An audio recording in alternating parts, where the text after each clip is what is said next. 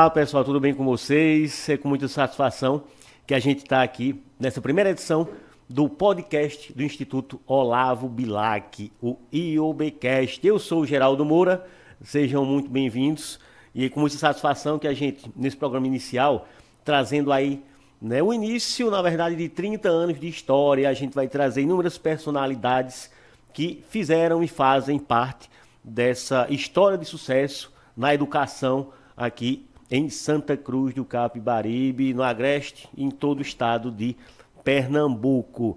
E sem mais delongas, nessa primeira edição, que aqui na verdade o propósito é a gente trazer personalidades que fazem a história e já participaram direto ou indiretamente para que esse sucesso acontecesse. Aí alunos, professores, direção, sociedade, comunidade, e várias pessoas que fizeram parte também dessa construção histórica aqui do Instituto Olavo Bilac. E para começar, com muita satisfação, estamos aqui nessa entrevista com Emanuel Santos. Emanuel, que já foi aluno, eu digo, até conversando com o Nery aqui, nossa gestora nos bastidores, disse, olha, foi o nosso aluno, já foi. Eu digo, Nery, na verdade, sempre será o nosso aluno, que ele, quando saiu daqui para ganhar o mundo, ele levou um pouquinho de nós também, e a gente guarda consigo também um pouquinho dele. Emanuel foi aluno aqui do Instituto Olavo Bilac, e hoje está despontando aí futuro médico, está na reta final de medicina, mas não sou eu que vou contar essa história, e sim o Emanuel Santos. Muito prazer, e sendo bem sincero, até uma emoção diferente também, eu já fui também seu professor, Manuel, é uma honra e uma alegria muito importante para mim estar tendo essa oportunidade de conversar com você. E antes de qualquer coisa, assim, um orgulho em perceber, em saber o ser humano incrível, além do excelente profissional que você já é, aquilo que você está se tornando. Então sejam bem-vindos aqui ao nosso IOBcast. Obrigado, professor. Eu que agradeço o convite e eu que entendo a honra disso, porque poder ter estado nessa instituição como aluno e ter vindo agora para falar um pouco para os novos alunos. E sim, essa escola ela segue comigo, eu sigo sendo aluno dessa instituição que eu amo muito. Então é uma honra muito grande poder revisitar memórias também tão importantes e poder perceber o quanto que a escola e os professores de fato impactam. Uma coisa que eu estava conversando com a tia Néria, que foi nas suas aulas, eu lembro até hoje, aprendendo a fazer o símbolo da filosofia, o que significava a palavra do grego.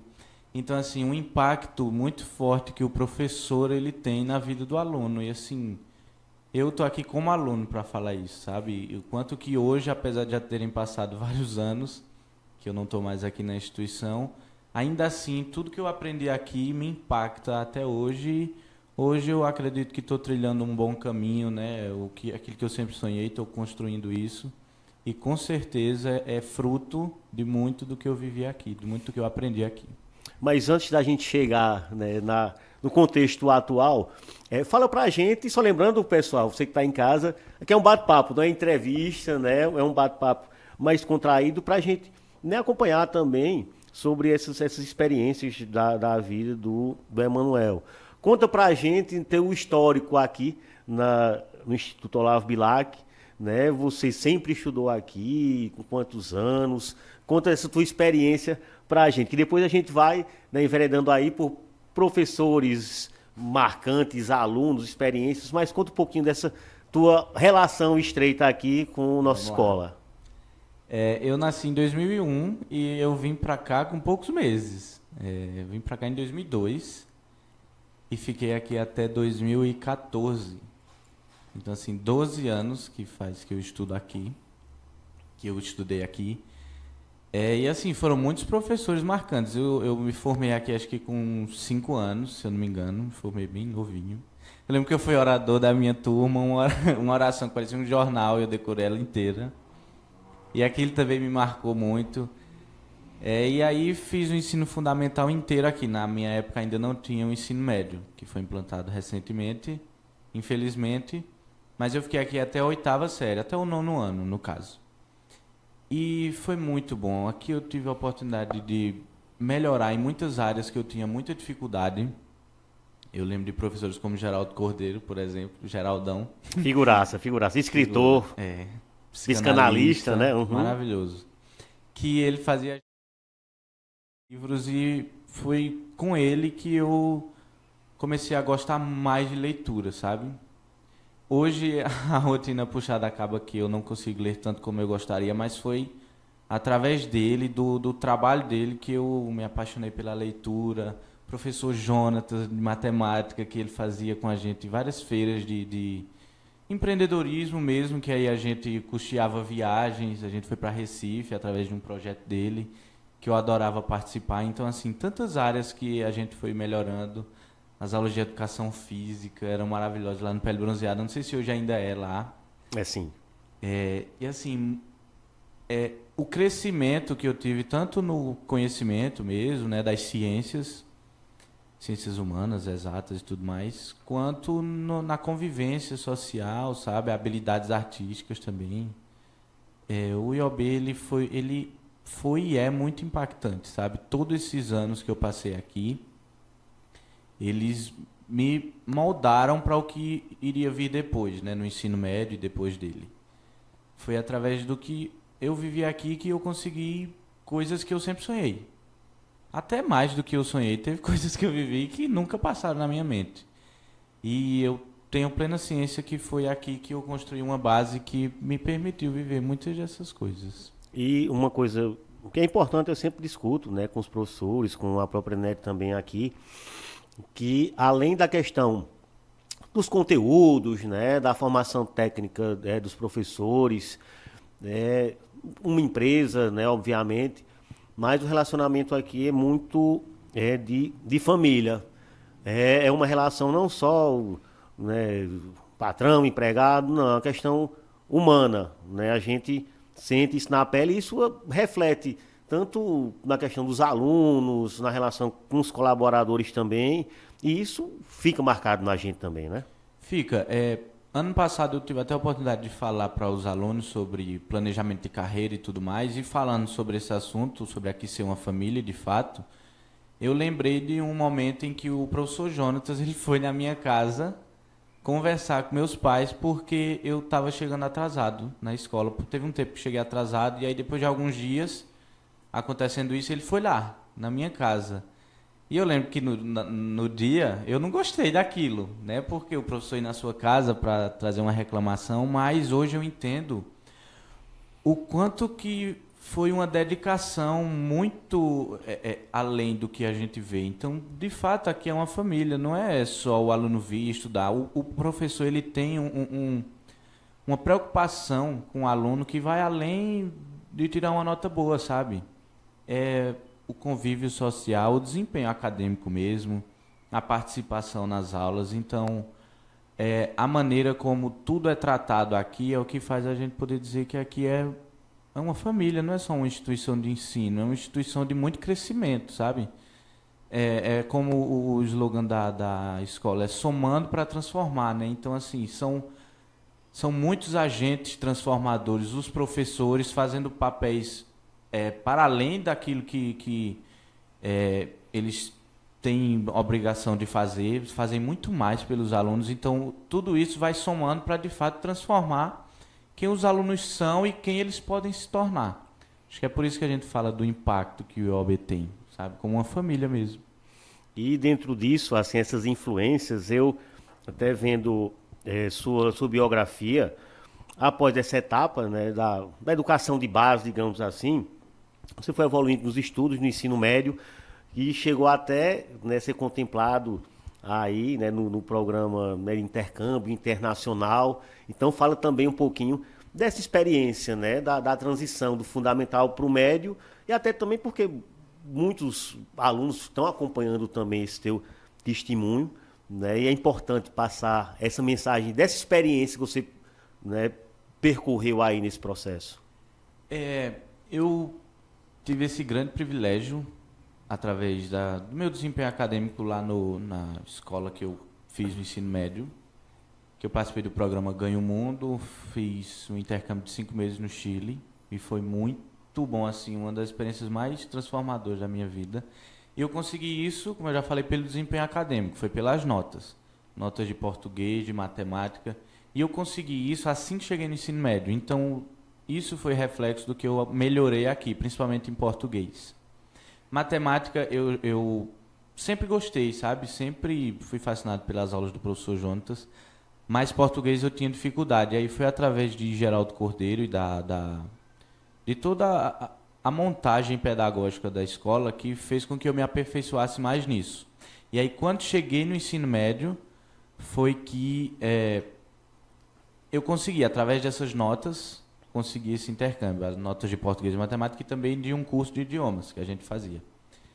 Curso de idiomas de espanhol, que também eu lembro do professor Ademir, saudoso, que ele fazia tantas apresentações culturais aqui que a gente tinha uma imersão mesmo na cultura. Eu estava lembrando uma vez que a gente fez, ele dividiu a turma e cada dupla de alunos, trio, não lembro bem, fazia uma apresentação sobre um país latino-americano. Eu lembro que eu fiz sobre a Costa Rica e a gente apresentava sobre a bandeira, sobre os costumes, roupas, culinária. Né? Uhum. E isso a gente apresentando para os pais. Eu lembro do meu pai, ele veio assistir. E uma imersão naqueles países e eu me fascinei pelo espanhol aqui também. E foi isso também que fez com que eu conseguisse esse intercâmbio, né? A nota nesse curso de idiomas. Então, assim, falando um pouco para os alunos, isso não é uma coisa muito extraordinária, sabe? Que está ao alcance de poucas pessoas. Na verdade, não. Isso está ao alcance de qualquer pessoa que se dedique, que se esforce. Não é fácil, mas são sacrifícios que se fazem. Às vezes, deixar de sair com os amigos, ou deixar de ficar mexendo no celular para estudar. Às vezes, tem uma matéria na escola que não está indo tão bem, precisa dar um reforço. Então, esses sacrifícios, esse empenho para estudar é o que faz a diferença, sabe? Porque isso traz recompensas. E essa oportunidade de passar um tempo fora foi uma dessas recompensas que eu tive e que eu plantei também do que a escola colheu, do que a escola semeou, na verdade. A escola semeou e eu colhi isso, sabe? Foi muito enriquecedor a experiência e para quem se dedica e se esforça, as portas se abrem, sabe? Sobre isso. E a gente vê muitas dificuldades agora nessa transição também do ensino médio para o ensino superior. Inclusive, até a gente tem digamos, um trabalho a mais para convencer e tentar, né, colocar na cabeça desses alunos a importância de dar prosseguimento aos estudos, que até muitos colocam assim a questão de que eu vou encerrar, estou acabando por aqui. Não, você está apenas começando, né? O mundo aí é enorme, cheio de possibilidades, né, que você pode conquistar. Então, fala pra gente essa tua transição do ensino médio para o ensino superior, visto que você também teve um caminho inicial, mas que em certo momento a rota foi redirecionada, digamos assim, para outro caminho.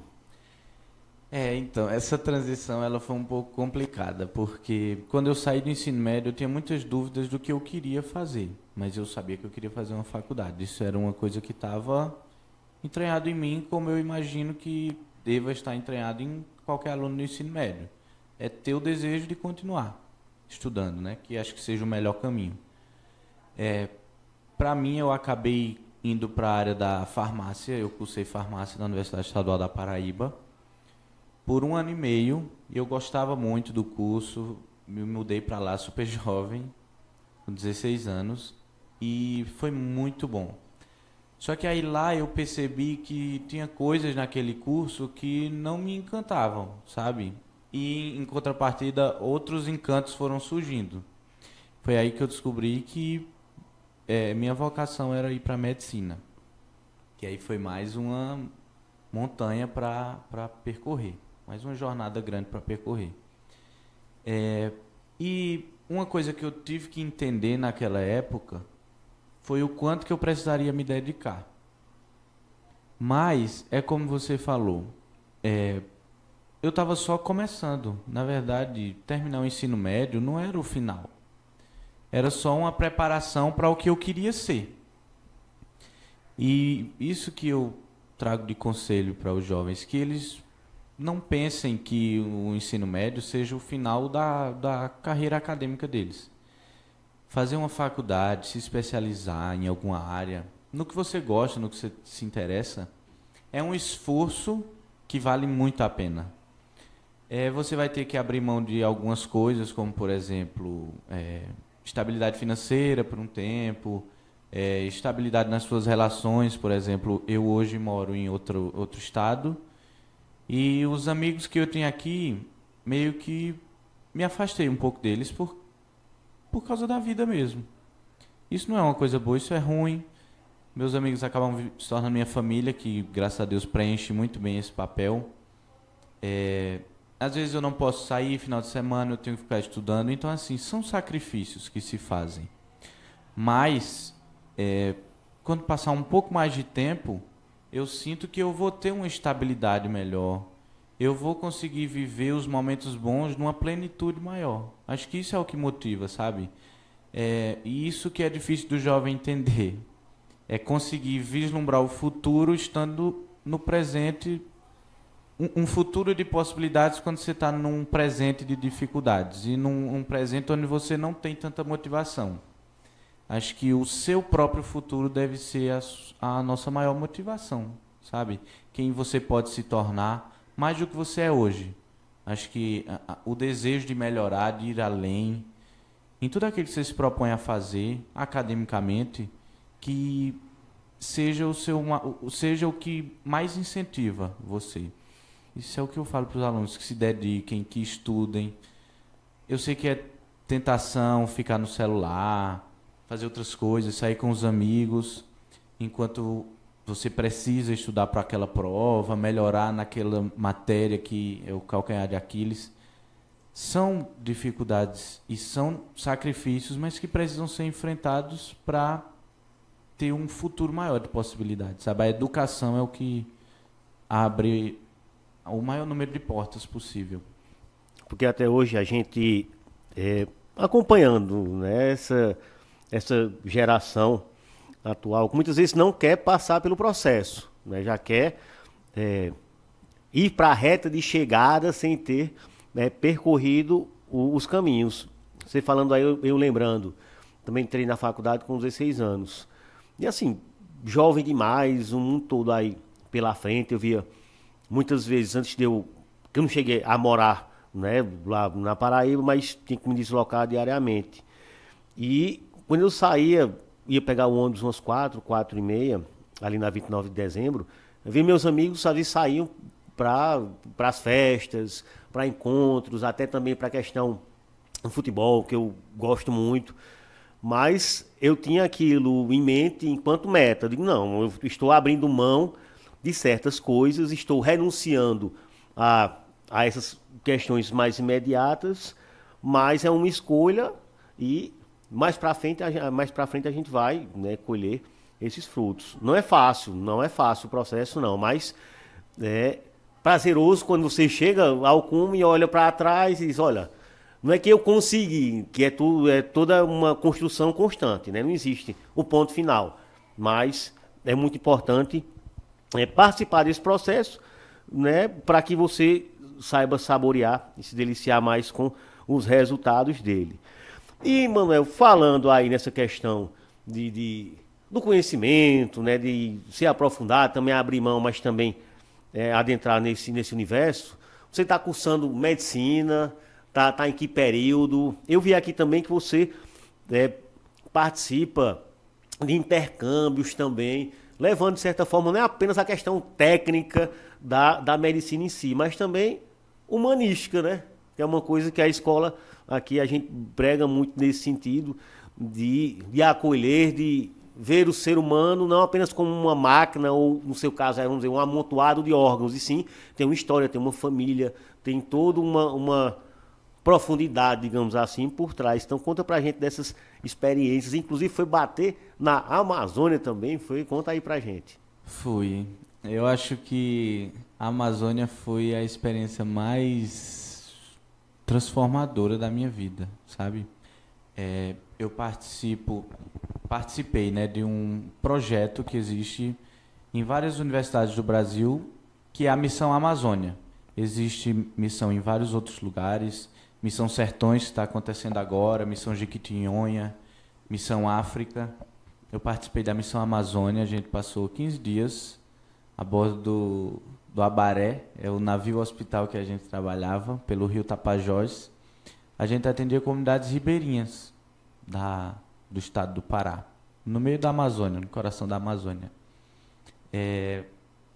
Foi muito impactante poder ver realidades tão outras, sabe, realidades tão diferentes das nossas. Às vezes a gente passa por dificuldades e não entende a dimensão daquilo. Não entende que apesar das nossas dificuldades, a gente ainda está melhor que muita gente. E lá a gente pôde se deparar com realidades realmente difíceis.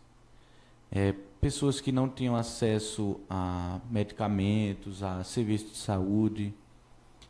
Às vezes, as comunidades que tinham acesso a um tratamento para o diabetes, por exemplo, mas aí eles não tinham acesso à informação. Então, muitas vezes eles ouviam falar que aquele remédio muito mais prejudicava do que ajudava. Então, o que era triste, a pessoa tinha o tratamento na mão, mas não conseguia aplicar aquilo. E aí o nosso trabalho também era esse. Era mais acolher do que curar. Curar quando conseguíssemos, acolher sempre. E até educar também, né? Educar, sim. Tipo, a gente explicava um pouco do funcionamento do medicamento, da fisiopatologia da doença, a maneira como a doença se comporta e como ela interage com o medicamento, com o tratamento. Isso para várias doenças que as pessoas, muitas comunidades lá não tinham esse tipo de informação, e a gente fez esse trabalho de levar e sempre aplicando a realidade da pessoa, porque é fácil chegar e falar que existe um medicamento tal, que é o melhor do mundo, mas isso não se aplica à realidade da pessoa. Então, aplicar tudo que a gente tem de conhecimento até o momento para a vida da pessoa. E poder atender tantas pessoas, foram muitos atendimentos, e poder ver o sorriso no final deles, falar que nenhum médico tinha atendido eles daquela maneira, poder ver que realmente aquilo impactou, fez tudo valer a pena, sabe? Falando um pouco das recompensas que eu tinha falado antes, isso foi talvez a maior recompensa, sabe? De passar noites em claro estudando, de estar longe da família, de morar tão longe. Poder chegar lá, no meio da Amazônia, e fazer uma pessoa sorrir porque você atendeu ela bem. E fazer ela se sentir acolhida como nunca se sentiu. Isso é muito gratificante. E eu pretendo voltar lá algum dia. Eu fiz amizade lá que não dá nem para descrever. São experiências muito impactantes. Pretendo voltar lá, pretendo ir a outras missões também. É uma logística bem difícil, sabe, para conseguir. Mas eu pretendo, se não agora, enquanto estiver na graduação, no futuro, quando eu já for médico e tiver uma estabilidade melhor. Mas o desejo de ajudar, de todas as maneiras que você puder, é o que me motiva, sabe? É o que faz eu querer melhorar. Mais do que o que eu falei antes, né? De que o que nos impulsiona é quem a gente pode ser no futuro. Mais que isso, é quem a gente pode ajudar no futuro, né? No meu caso, eu sempre penso nisso. Quem que eu posso ajudar? Como eu posso ajudar? Então, tipo, aquilo que eu deixo de estudar agora é uma pessoa que eu não vou saber ajudar no futuro. Então, esse zelo é o que me mantém firme, sabe? Por exemplo, recentemente a gente teve simulação de ACLS, que é o suporte de vida cardiovascular. Se alguém infartar, tiver uma parada cardíaca, o que a gente faz? Tem toda uma sequência, todo um passo a passo que é muito importante ser feito daquela maneira. Então, toda a atenção, ela é pouca. Toda a atenção ainda não é suficiente. Porque é uma vida que você pode salvar. Então, essas coisas, sabe? Ajudar alguém, tentar tirar alguém de uma situação difícil. Muitas pessoas lá na Amazônia também tinham muitas situações de ansiedade, depressão, muitas questões mentais. E só em conversar com elas a gente podia ajudar. Então, ajudar pessoas é o que, acho que é a minha sina, é o que me motiva, é o que faz eu acordar todos os dias, ir para um plantão puxado, participar de simulação, ter uma rotina mesmo puxada, sabe? Mas tudo vale a pena quando uma causa é nobre, quando você se dedica e aquilo dá sentido à sua vida.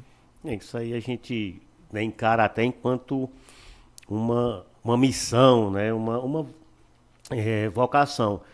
E você falando dessas dificuldades aí que você testemunhou no norte do país, a gente tá aqui no Polo das Confecções, apesar de todas as dificuldades, adversidades, questão, né, de água, insegurança, questões mais básicas, mas a gente percebe o quanto a gente é rico.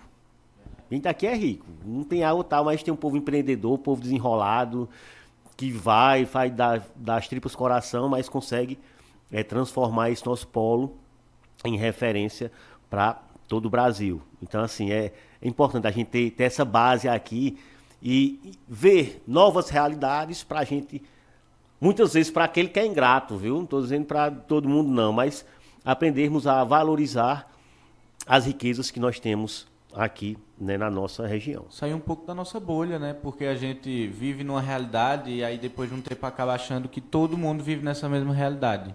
E não, quando a gente vê coisas diferentes, a gente vê que a nossa realidade é muito privilegiada. E o papo tá bom demais, Emanuel. Mas assim, a gente tá quase já chegando aos finalmente aqui, tá vendo? Ele já tá olhando pra mim, Geraldo, encurta a conversa, senão a gente vai ficar aqui na noite toda. Mas tá massa, tá muito legal mesmo esse bate-papo.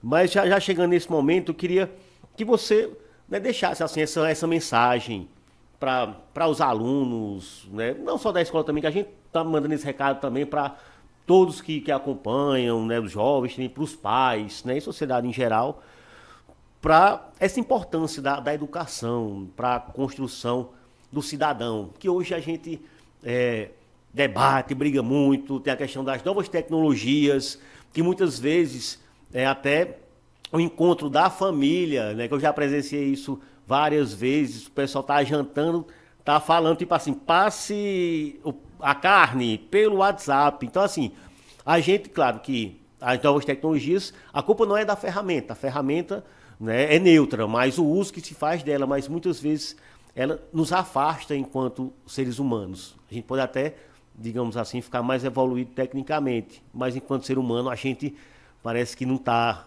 evoluindo a contento. Então, através dessas experiências, dessas vivências suas aqui na escola, já hoje como um profissional e muito mais sucesso que você vai ter pela frente aí, manda uma mensagem, né, para quem está acompanhando a gente de casa, né? Deixa esse recadinho aí para essas gerações que às vezes não sabem, não tem o norte, mas através do teu testemunho é mais do que, né, um fato aí. Legal. Acho que o que eu posso dizer para as novas gerações e que uma coisa que eu preciso aplicar para mim também. Eu também estou passando pelo processo, né, de aperfeiçoamento. É não desistir, perseverar, porque vai ter momentos em que parece que você está deixando de aproveitar muitas coisas, que você, como a gente já falou, você está deixando a vida passar. Mas isso a gente tem essa mente quando a gente vislumbra só o presente e a gente esquece de olhar para o futuro. Porque tem um futuro nos aguardando que depende do que a gente faz agora, tanto para o bem quanto para o mal. Então, dedicação agora, ela vira muitos resultados no futuro. E não querendo ser papo de coach, nada, mas eu sou a prova viva de que se dedicar agora traz muitos resultados bons no futuro e traz resultados bons até no presente. Por exemplo, eu amo fazer o meu curso, eu amo estar lá com os meus amigos, fazer plantão com eles, é puxado, mas a gente tem alegrias também durante o processo. Eu acho que é esse conselho, acreditar. Um conselho para os pais é o mesmo, acreditarem também no poder da educação, porque se não fossem meus pais, até o presente momento, eu não seria nada. Se não fossem meus pais ali incentivando, quando eu chegava da escola, minha mãe já me colocava para fazer atividade, mesmo às vezes eu não querendo, eu era uma criança. Queria ir assistir o Chaves, mas ela entendia a importância de fazer atividade, fazer todos os dias, vir aqui conversar com os professores. vir para as reuniões, me cobrar notas boas. E não que isso seja chatice, isso é o certo a se fazer. Então, que os pais possam entender o poder da educação, o poder transformador que tem o conhecimento. Né? Não entender que seja despesa, que seja um gasto, é investimento. E que tem retorno garantido, como o Sr. Arthur Lewis falou. Acreditarem mesmo, sabe? Porque a gente às vezes pensa que coisas grandes acontecem com o filho dos outros, mas não acontece com os nossos, sabe? Que coisas grandes acontecem com outras pessoas, mas com a gente pensa que aquilo é distante. E eu vim de um lugar pequeno e eu cheguei em lugares que eu acredito sejam grandes. Para mim, eram grandes e eu cheguei lá. Eu estive recentemente no Hospital das Clínicas, vendo coisas que eu assistia no Fantástico. Então, quem fez eu chegar lá foi a educação, foi a persistência no ensino. E é isso que faz a gente chegar longe. Então, aqui nessa escola, eu tenho certeza que tem grandes médicos, cirurgiões, até o presidente da República pode estar aqui estudando nesse exato momento no maternal, no Jardim 2, aprendendo a ler. Então, é ter fé nas crianças, sabe? Ter fé nos adolescentes, que eles podem ser o que eles quiserem. Isso não vem de graça, vem com muito esforço, muita dedicação, mas vale a pena. E é verdade mesmo. E para finalizar, né, dentro desses 30 anos aí do Instituto Olavo Bilac, manda tua mensagem agora específica, né, para toda a tropa aí, em nome de Tia Nery, né, Clécia e todos que fazem essa instituição.